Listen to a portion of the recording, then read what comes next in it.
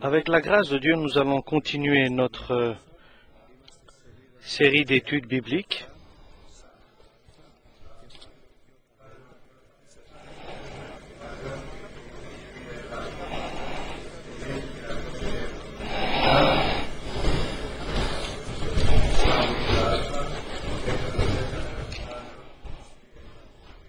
Nous allons lire à partir du livre de Samuel, premier, l'Ancien Testament, chapitre 14 et verset 23.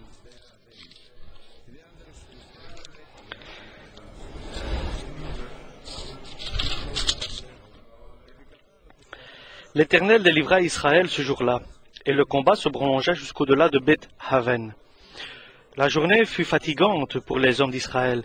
Saül avait fait jurer le peuple en disant « Maudit soit l'homme qui prendra de la nourriture avant le soir, avant que je me sois vengé de mes ennemis. » Et personne n'avait pris de nourriture.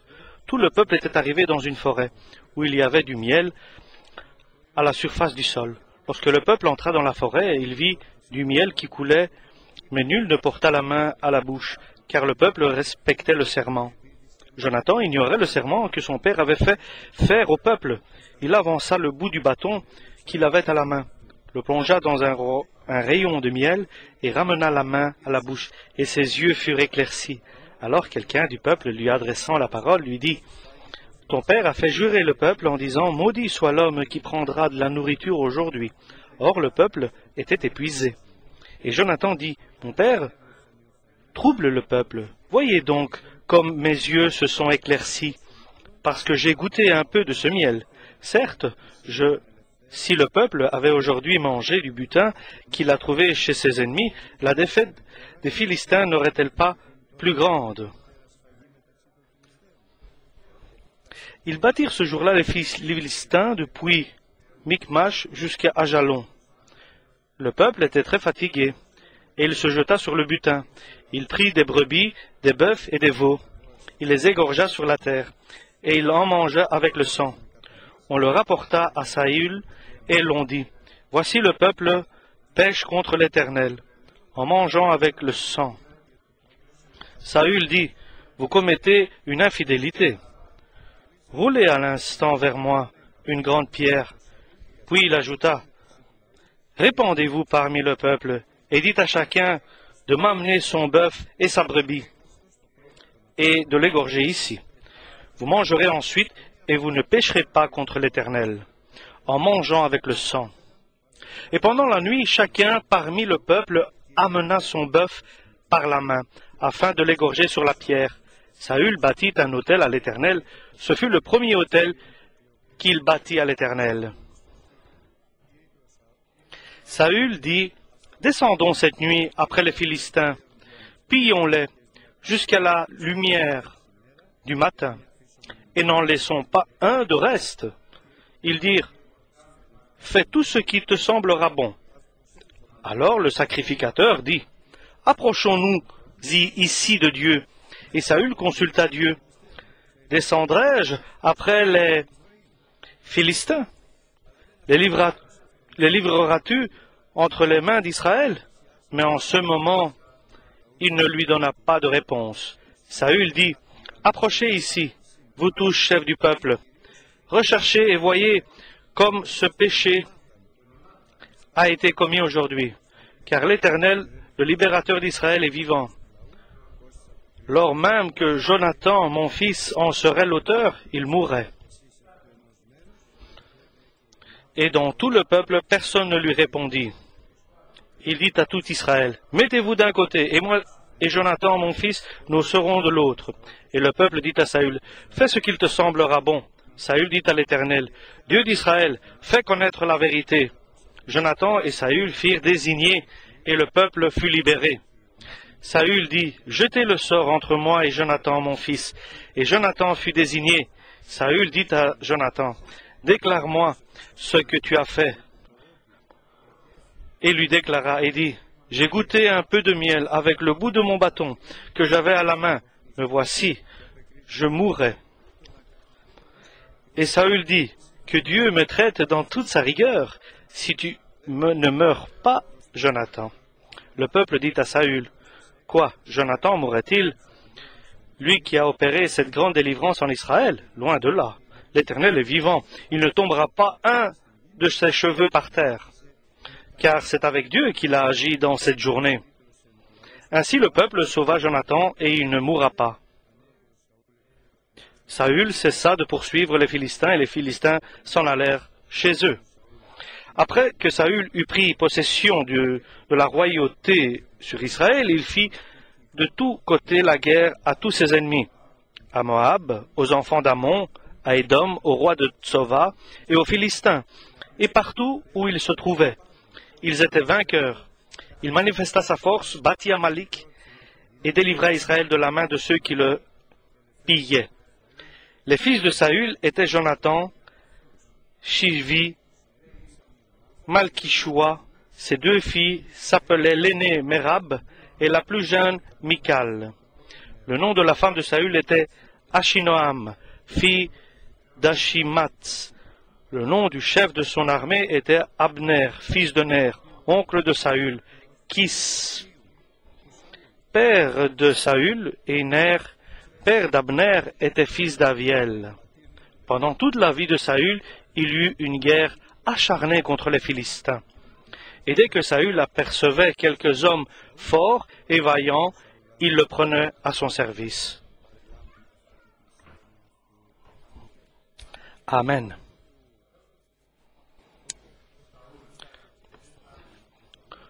Quoique Saül n'a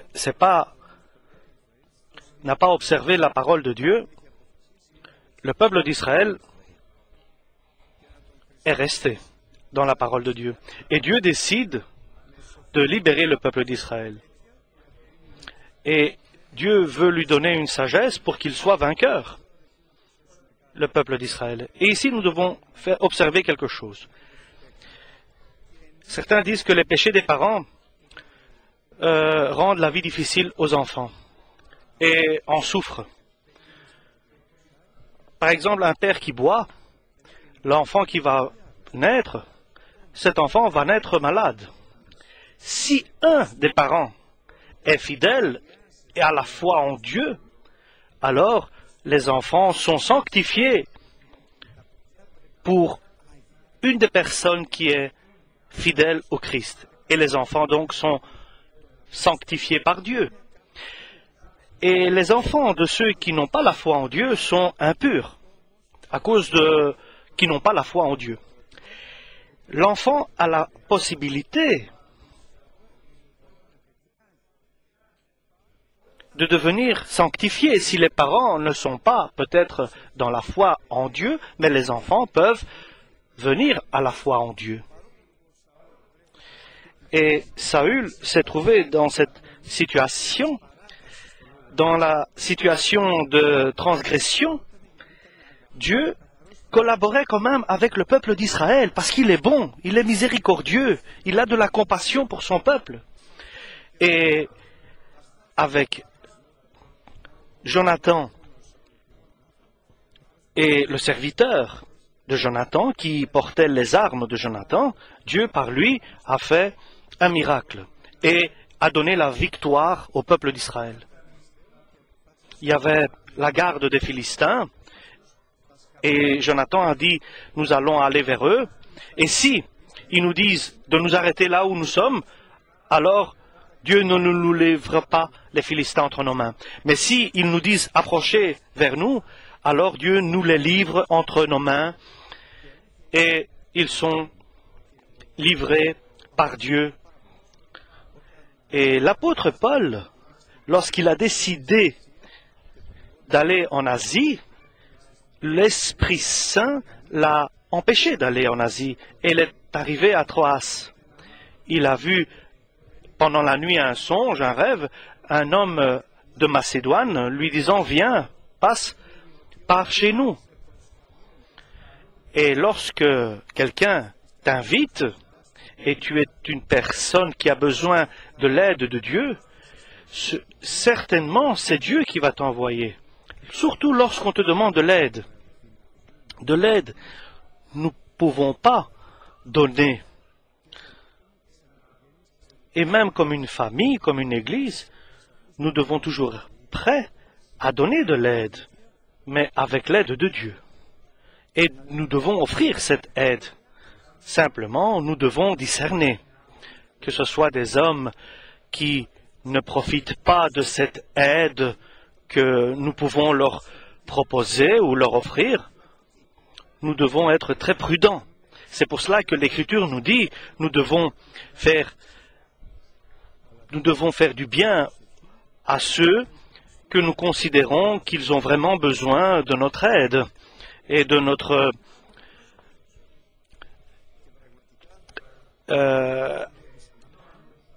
prise en compte et prise en soin d'eux. Et Jonathan, puisqu'il a demandé aux Philistins s'ils peuvent aller vers eux, et les Philistins ont dit oui, approchez-vous. Alors Jonathan a compris que Dieu les livrait entre leurs mains. Et ils ont commencé à avancer vers les Philistins. Et les Philistins ont commencé à tomber l'un après l'autre. Et son serviteur de Jonathan, qui portait les armes de Jonathan, a commencé à les exécuter un par un. Et alors ils ont compris que Dieu livre les Philistins entre leurs mains et leur a donné en même temps la victoire sur tous les Philistins. Et dans cette guerre, dans ce combat, certains ont perdu le courage parce que ils avaient annoncé, ils avaient déclaré que le peuple devait faire un jeûne. Mais pendant la guerre, pouvons-nous faire un jeûne? Alors le peuple a été découragé et il était affaibli à cause du manque de nourriture.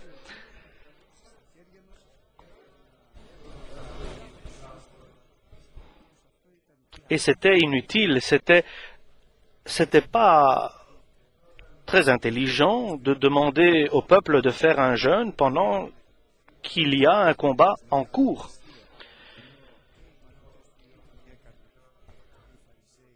Et nous savons que dans le Nouveau Testament, il y en a beaucoup qui jeûnaient. Et on a fait la remarque à Jésus en lui disant « Pourquoi tes disciples ne jeûnent-ils pas ?» Alors Jésus a dit « Ce n'est pas le moment de jeûner. » Et pour le jeûne, il y a un moment. Et le moment du jeûne, il faut d'abord avoir de sérieuses revendications. Et ça accompagne dans le jeûne la prière. Mais le temps n'est pas propice pendant le combat. Et notre prière doit être, comme disent les docteurs, elle doit être prendre il faut prier pour se préparer. Donc, vaut mieux prévenir que guérir. Donc, c'est ça que nous cherchons en priant. Nous prions quand nous sommes bien, pour que le jour où nous sommes malades, cette prière que nous avons faite en étant bien puisse être prise en considération pour pouvoir nous guérir. Donc, c'est cela. Donc, pour le jour où nous en aurons besoin, cette prière a été faite. Puisque maintenant nous avons le temps devant nous, et Dieu nous écoute, maintenant que nous n'avons pas de problème, maintenant où nous sommes dans une période calme et propice à la prière, pour que nous puissions avoir de la grâce et trouver grâce aux yeux de Dieu pour les jours où nous passerons des épreuves difficiles. Donc nous devons exiger et rechercher la grâce de Dieu dans nos prières et dans nos jeûnes. Et dans les épîtres, dans le Nouveau Testament, que l'apôtre Paul a écrit, il demande la grâce, la paix et pouvoir donner un souhait pour que les frères soient en bonne santé et qu'ils soient toujours bien. Et que nous puissions donc d'abord trouver grâce devant Dieu. Et ça, c'est le résultat de lorsque nous nous rabaissons devant Dieu, lorsque nous prenons une position d'humilité. Lorsque nous nous rabaissons devant Dieu, alors il trouvera toujours la grâce devant Dieu, même s'il fait des fautes, même s'il a commis des péchés. Mais si nous allons devant Dieu et nous nous rabaissons devant lui et nous demandons le sang du Christ, nous recevrons la grâce de Dieu. Donc la première caractéristique, c'est d'abord se rabaisser devant Dieu. Et deuxièmement, avoir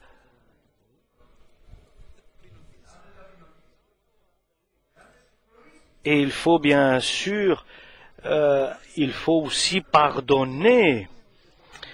Il faut pardonner sans condition.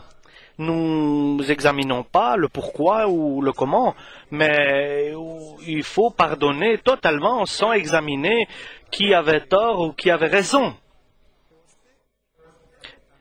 Pour que le jour où tu te rabaisses devant Dieu pour demander le sang du Christ, pour que tes péchés soient pardonnés, tu trouveras grâce devant Dieu. Alors tu peux monter dans ce qui est saint par ta prière. Et maintenant, il n'y a pas la chambre saint des saints. Elle existait dans le temple de Salomon, mais maintenant nous savons que la chambre saint des saints, c'est le domaine où Dieu demeure dans le ciel. Et nous arrivons là avec notre prière. Et dans l'Ancien Testament, le chef des sacrificateurs entrait dans le Saint des Saints une fois par an, et lorsqu'il rentrait dans cette chambre, on l'attachait et on lui mettait des petites sonnettes, des petites clochettes pour que lorsqu'il entre dans le Saint des Saints, qu'il puisse être retiré au cas où il ne serait pas pur et que Dieu ferait sur lui, tomberait la colère de Dieu sur lui et qu'il mourrait sur le champ. Et grâce à une corde qu'on attachait au chef des sacrificateurs, on pouvait le retirer de cette chambre qui était la chambre des saints des saints. Et si on n'entendait plus les cloches, donc on pensait qu'il s'était passé quelque chose. Et nous avons de l'assurance d'entrer dans cette chambre qui n'est plus une chambre, qui est le royaume de Dieu. Et avec humilité, nous pouvons entrer dans le Saint des Saints qui est dans le royaume des cieux, dans le royaume de Dieu. Et lorsque nous prions, nous comprenons la différence. C'est pour cela je vous suggère et je vous recommande de préparer et d'avoir des jours où vous priez, et lorsque ces jours-là vous priez, vous dédicacez certains jours, vous consacrez certains jours à la prière pour entrer dans le Saint des Saints. Je vais consacrer ce jour-là en faisant un jeûne. Je vais soumettre ma chair, mon corps, sans nourriture et accompagné de prières. Je vais rentrer dans ma chambre. Je vais me mettre à genoux. Je vais me confesser devant Dieu, là, dans le secret, de tous mes péchés. Je vais demander le sang du Christ pour qu'il puisse me purifier. Je vais pardonner tout ce qu'on m'a fait et tout ce que j'ai fait. Et je vais pardonner tous ceux qui m'ont fait du mal, ceux qui m'ont dit des paroles mauvaises ou qui m'ont insulté ou qui m'ont dénigré. Et là, je vais rencontrer le Seigneur dans la prière parce que Dieu écoute nos prières qui sont emmenées par Jésus-Christ qui est le médiateur entre nous et Dieu le Père. Et nous allons monter là, dans le Saint des Saints, dans le royaume de Dieu, dans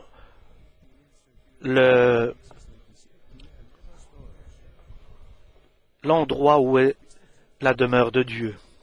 Et Dieu a dit un jour de l'approcher et de monter sur la montagne. Et là, je suis rentré dans ma chambre, je me suis mis à genoux et je dis, j'attends de monter.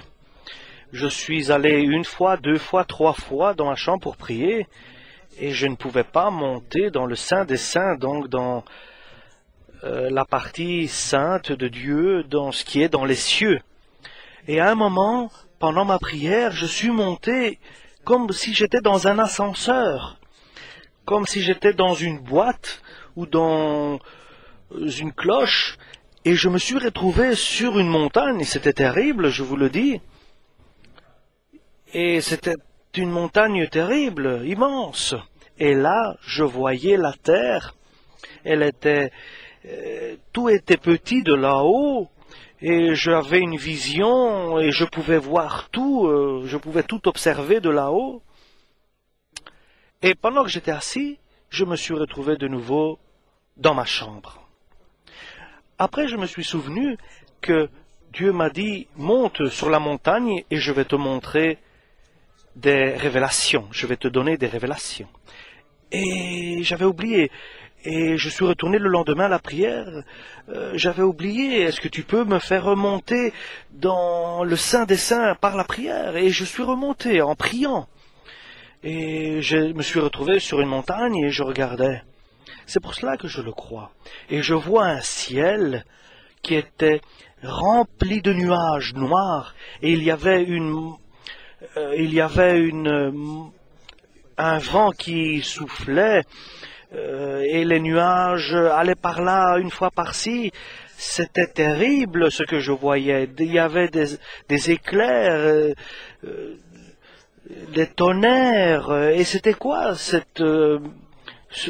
temps, et là on craignait Dieu dans ce moment-là, et je suis revenu en bas.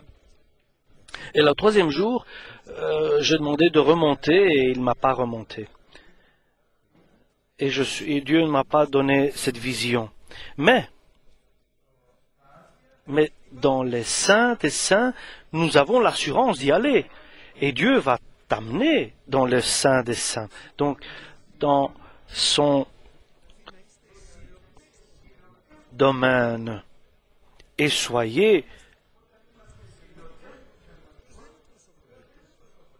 ardents dans ce qui est spirituel et fervents pour tout ce qui est spirituel. Dieu aime que nous ayons le désir d'avoir des relations spirituel avec Dieu, parce que Dieu nous donne de l'intelligence et de la sagesse. Mais ce qui est très important, c'est d'avoir l'éducation de Dieu. Par l'éducation, il sait où il doit marcher, et par la révélation, il sait à quel Dieu il vénère et il adore. Comme nous dit Paul, je sais en quel Dieu j'ai cru. Je suis certain que en celui à qui j'ai cru va garder ma foi jusqu'à la fin. Saoul lui a dit, Jésus, pourquoi donnes-tu des coups de pied contre des clous, sur des clous? Et Jésus l'a initié pendant 3 ans en Arabie, en lui inculquant la parole de Dieu, l'évangile, la bonne nouvelle. Et Paul disait, l'évangile que je vous annonce, ce n'est pas de moi, ce n'est pas un homme qui me l'a enseigné, mais c'est Jésus par révélation. Et nous savons que par la révélation, Dieu nous révèle les secrets du ciel. Et cette révélation, la parole de Dieu nous dit dans quel chemin nous devons nous avancer et dans quelle direction nous devons aller. Et Jésus révèle à l'homme son royaume céleste. Et Jésus est le maître qui nous enseigne et nous guide. Dans l'Écriture, le maître est celui qui nous guide dans l'Écriture, dans la parole de l'Écriture. Ça veut dire que le maître est celui qui nous guide. Et Jonathan, donc, dans l'Ancien Testament, avait une révélation, mais Saül, le roi, avait donné un mauvais ordre, et les hommes de Saül ont été affaiblis à cause du jeûne qui avait été prononcé. Et lorsque le combat était arrivé, ils n'avaient plus de force pour combattre à cause du jeûne. Et à un moment, ils ont pris un peu de miel et ils ont repris de la force. Je peux vous dire qu'un jour, j'ai prié en Dieu parce que l'enfant était faible et je me suis souvenu de Jonathan. Et je lui ai donné une cuillère de miel et l'enfant était reparti, a repris des forces. Je le dis comme cela, mais l'Écriture, la parole de Dieu nous aide à tout point de vue. Et Jonathan a pris du miel et a repris de la force. Mais le résultat est bon. Donc lorsque vous êtes faible, mangez une cuillère de miel, ou bien si vous n'avez pas de miel, une cuillère de sucre, ça fera l'affaire aussi. Et Jonathan a mangé une cuillère de miel et il a repris de la force. Les autres. Et le roi a dit, sera maudit celui qui va prendre quelque chose parce que c'est le jeûne. Et Saül a mis le peuple dans cet embarras. Et tous les soldats qui étaient affamés et sont tombés sur les bœufs et sur les moutons, affamés qu'ils étaient, ils mangeaient ces animaux avec leur sang.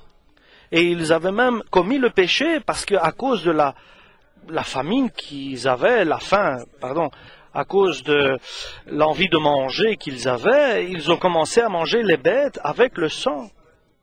Et donc d'un ordre qui était erroné, le résultat était que le peuple péchait envers Dieu, à cause que ce n'était pas le moment de faire un jeûne. Et nous savons que nous ne devons pas faire ces choses-là.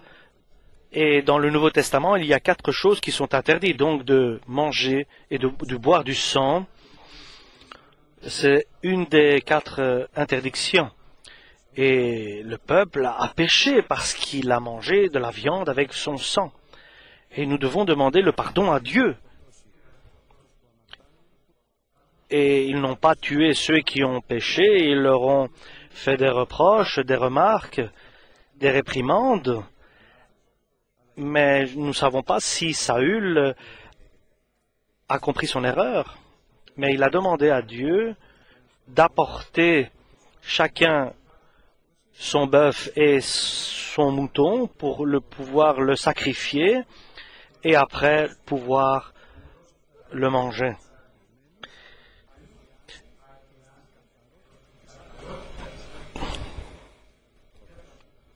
Et ça, c'était la manière.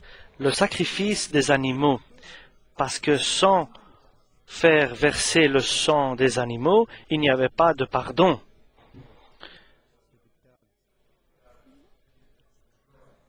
Et maintenant, nous n'avons pas des animaux que nous sacrifions. Ce n'était pas facile d'être un sacrificateur parce qu'il sacrifiait des milliers d'animaux, il tuait les animaux, il vidait leur sang, c'était des bouchers, je pourrais dire en un mot, pour me faire comprendre. Et cette époque-là, on ne se mettait pas en gravate, on était habillé avec des vêtements pour retenir le sang et tuer les animaux. Maintenant, dans le Nouveau Testament, nous sommes des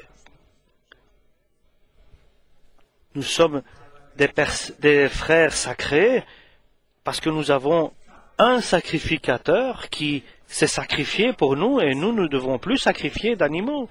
C'est Jésus qui était le sacrifice perpétuel pour nous et nous le faisons chaque dimanche En souvenir de Jésus, nous prenons le pain et le vin qui est son corps et son sang qu'il a donné pour nous comme sacrifice.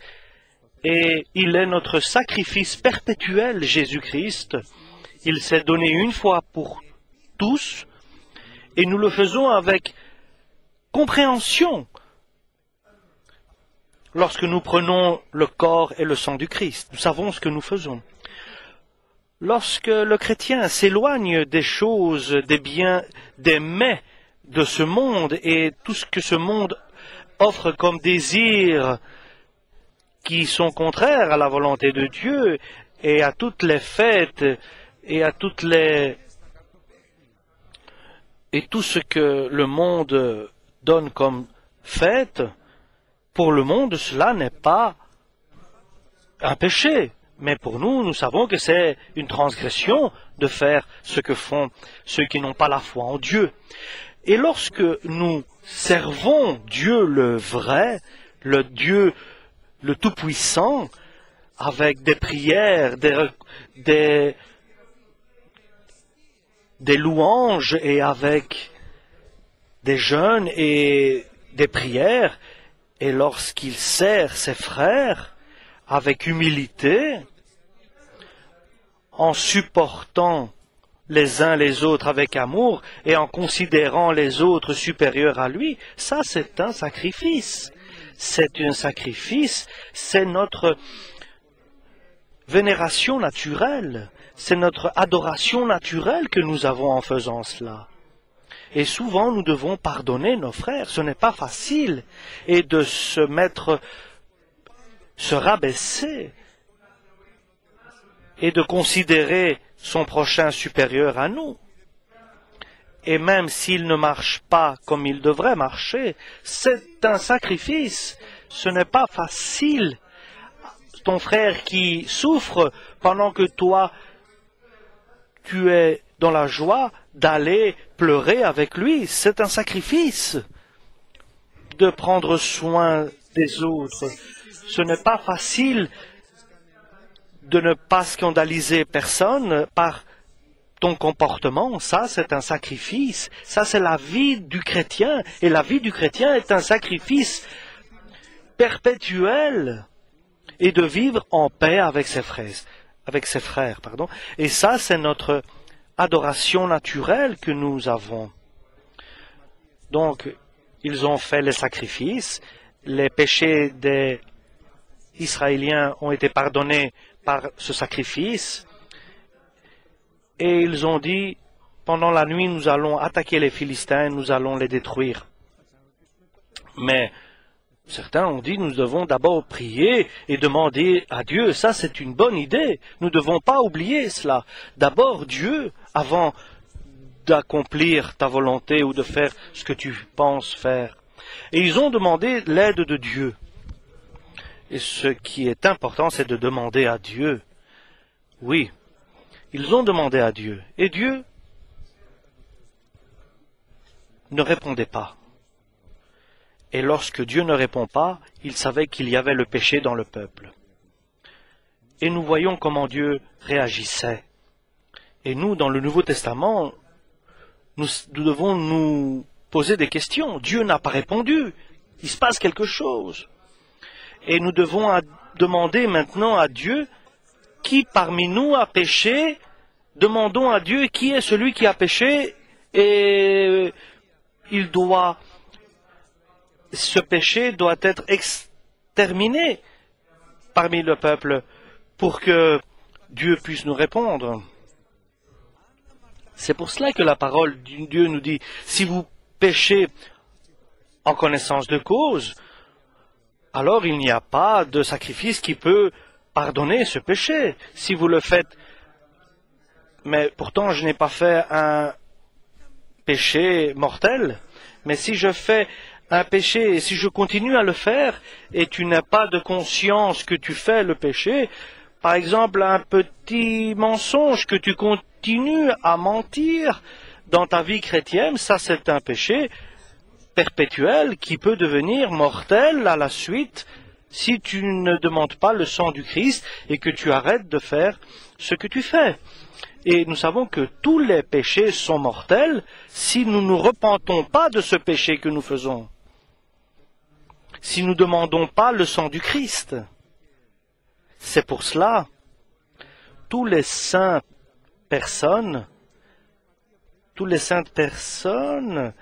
se repentent et ils disent même, par exemple, si j'ai fait un péché dont je ne me souviens pas ou je n'ai pas pris conscience, pardonne-moi. Et nous savons que nous sommes fautifs dans beaucoup de cas. Nous sommes responsables des échecs. Et certains disent de eux-mêmes qu'ils sont justes devant Dieu. Et ce n'est pas la manière d'approcher Dieu. Nous devons approcher Dieu en reconnaissant que nous sommes coupables de beaucoup de fautes dans la journée ou dans la vie que nous faisons.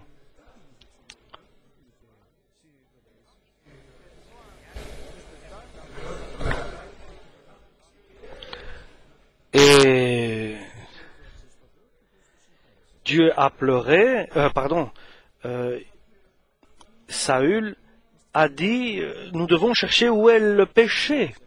Dieu doit nous révéler quel est le péché qu'il y a dans Israël, parce qu'il ne nous répond pas. Et s'il n'y a pas de péché, il va nous répondre. Mais s'il y a un péché, il ne nous répond pas. Alors il faudra enlever le péché d'Israël. Parce que le péché dont il mangeait le sang en mangeant la viande, c'était un grand péché. Mais nous n'allons pas juger maintenant qu'est-ce qui est grand péché et petit péché.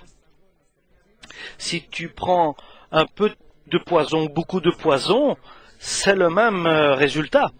Et le salaire du péché est la mort. Nous le savons, ça. Et ils ont demandé à Dieu. Et Dieu les a révélés. Mais c'était la famille royale qui avait péché. Et c'était Jonathan qui avait péché. Et alors ils ont dit, on va exterminer Jonathan, parce qu'il a péché. Et Jonathan a dit, vous faites ce que Dieu... Et ce qui m'étonne, c'est que Jonathan n'a pas dit son péché ou ne s'est pas confessé de ce péché. Et c'était son père, Saül. Et il fallait maintenant tuer Jonathan, qui était le fils du roi, qui était Saül. Et il ne s'est pas confessé de son péché, Jonathan. Et il a accepté la sentence qu'il fallait qu'il meure parce qu'il avait péché.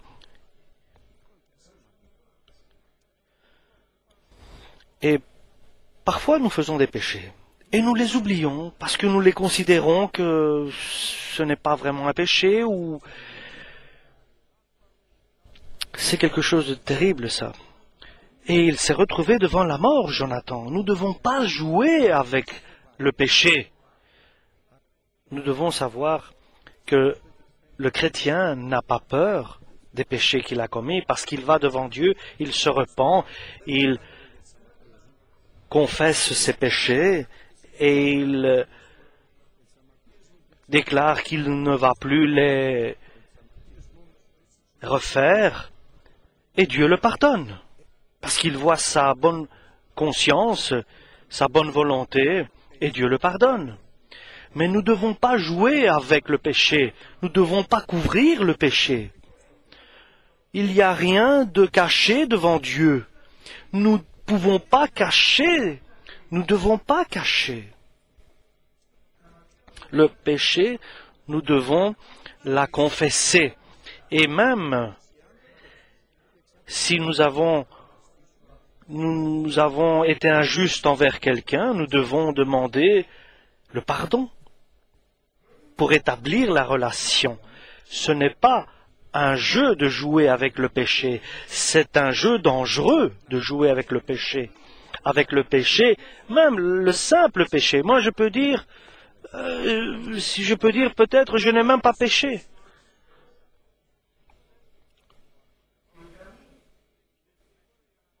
Mais cela ne veut pas dire que je suis innocent. ne donnons pas des promesses à Dieu. C'est pour ça que la parole nous dit, ne jurez pas, ne faites pas de serment, parce que nous ne pouvons pas tenir nos serments. Ah, ne dis pas, oui, je promets ou avec serment ou je jure de faire ceci. Dieu nous interdit de jurer dans le Nouveau Testament. Nous ne pouvons pas jurer parce que nous sommes des êtres humains, nous ne pouvons pas tenir notre serment. Il le sait bien, c'est pour cela qu'il nous interdit de jurer dans le Nouveau Testament. Et ici, Saül, le roi, dit, il faut tuer Jonathan qui est son fils. Mais nous savons que le peuple d'Israël, tous ensemble, ont refusé la mort de Jonathan. Et nous savons que derrière le peuple était Dieu. Et c'était tout le peuple, d'une seule voix, tous ensemble, ont refusé la mort de Jonathan. Et faites attention, chers frères et sœurs, les disputes dans les maisons et comment les femmes se comportent envers leur mari.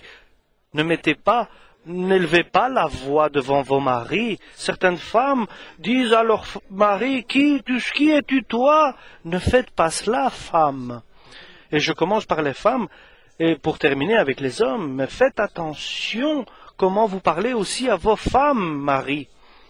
Et vous devez les respecter avec douceur, et ne les mettez pas dans l'amertume, mais avec amour. Et la femme avec obéissance et humilité, l'homme avec un soin attentif. Là est Dieu. Le Dieu de la paix est là dans cette situation, dans cette situation.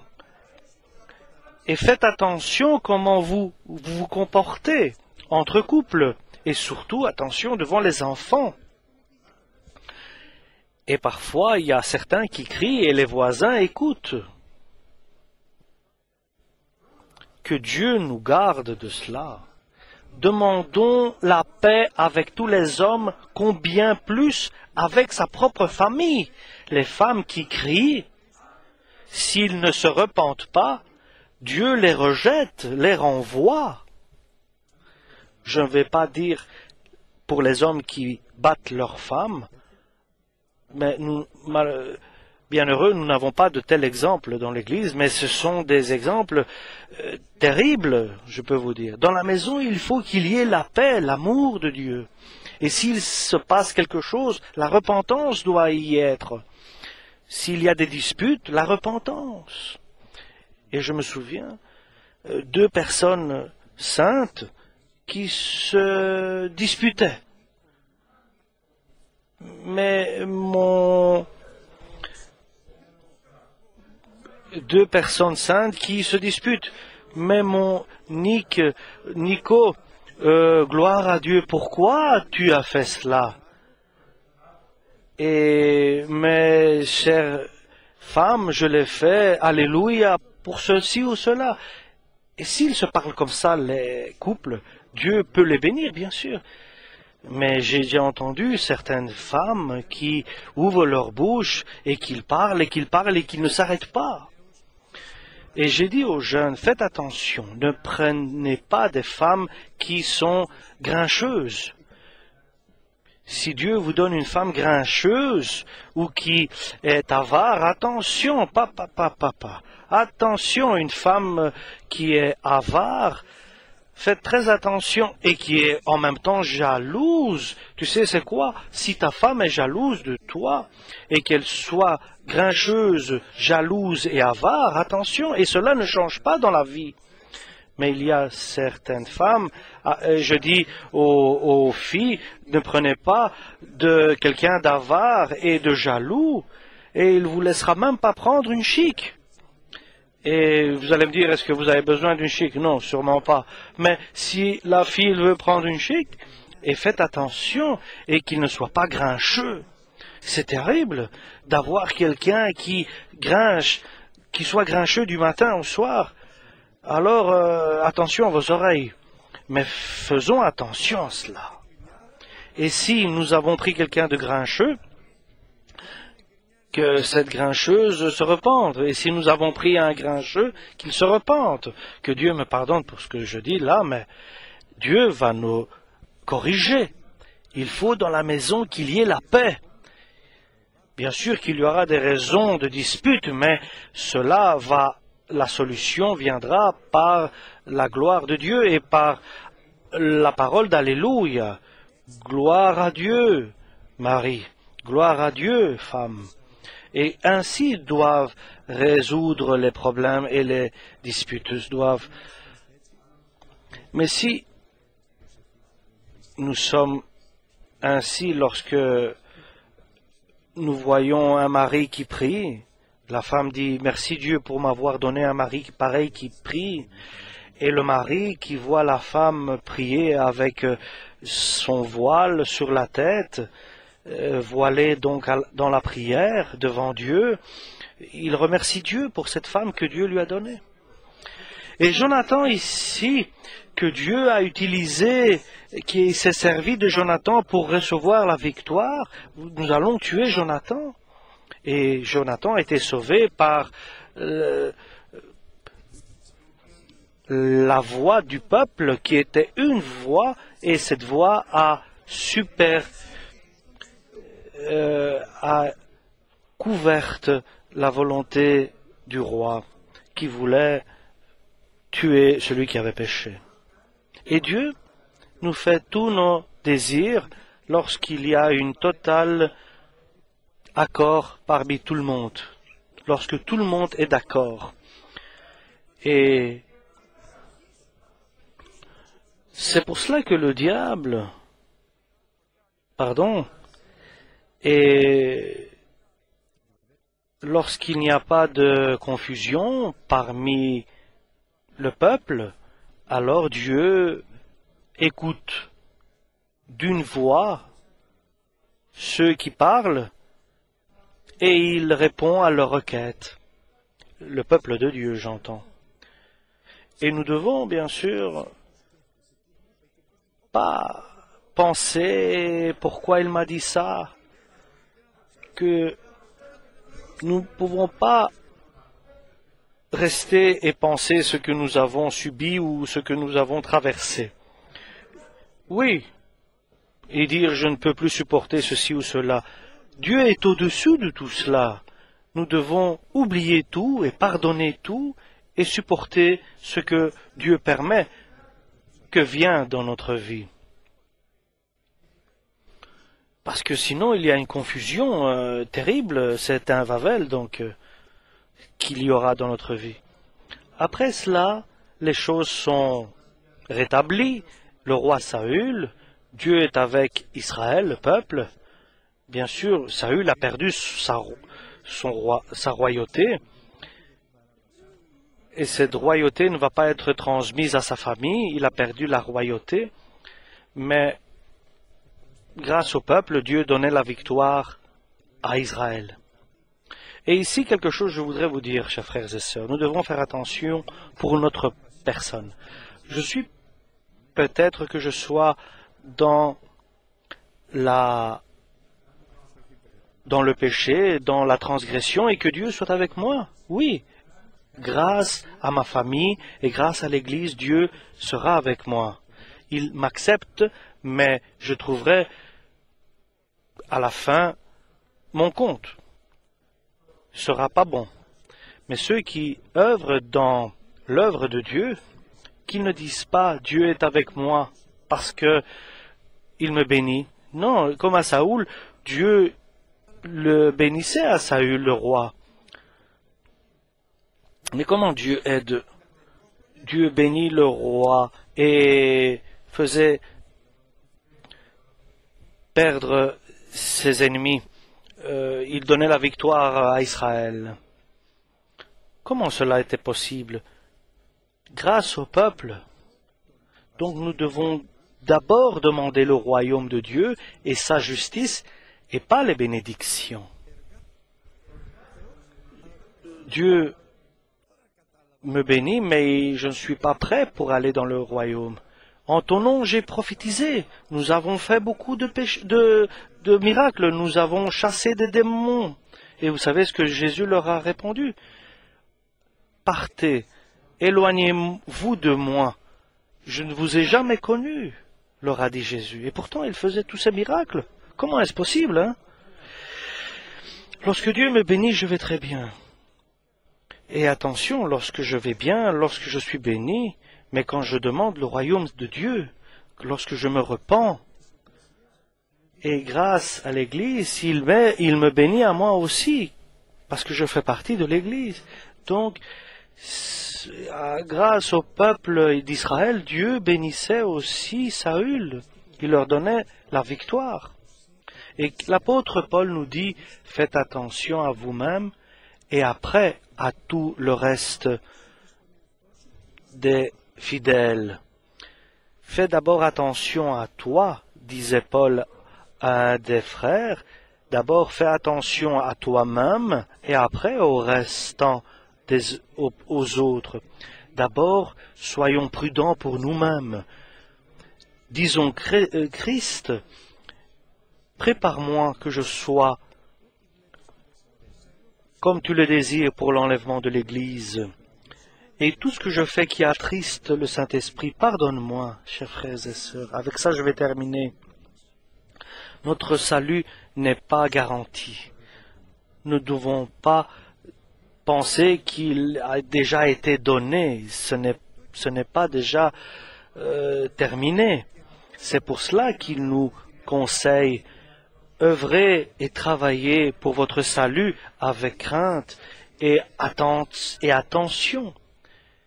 Et